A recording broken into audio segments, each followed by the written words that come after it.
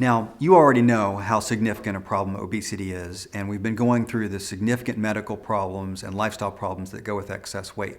So the next natural question is, how do we lose weight? And yes, we're going to talk about surgery, but before that, we need to at least touch on all the other non-surgical options that are out there. The big ones are diet and exercise, and there are certain name brand programs that go with dieting, or you can do it through your doctor, or you can exercise, or do some kind of crazy stuff like acupuncture.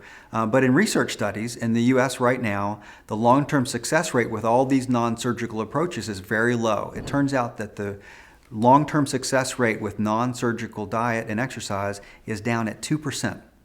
So only 2% of people who try diet and exercise for this really serious obesity problem are going to have long-term success, and that's why it's very reasonable to move forward into surgical consideration.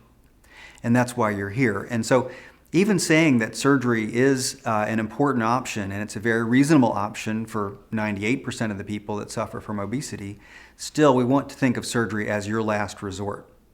And there's two reasons we think about surgery as the last resort. One of those is that you do need to have already been through diet and exercise to get the most out of those things with the help of surgery.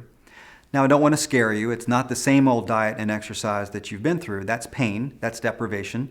Diet and exercise with surgery is a completely different ballgame. Surgery is going to help these tools work much more effectively. But still, you do need to know the principles of diet and exercise. That's number one. The second thing that happens after surgery, everyone is going to wake up one day, it might be 2 days or 2 weeks after surgery, you're going to wake up and go, oh darn, what did I do to myself? We can't get out of this surgery. And so our understanding is that if you go into surgery already with a deep sense of conviction that this is something that you need at this time in your life for your health, that you'll get through that time of doubt and that time of concern with no problem.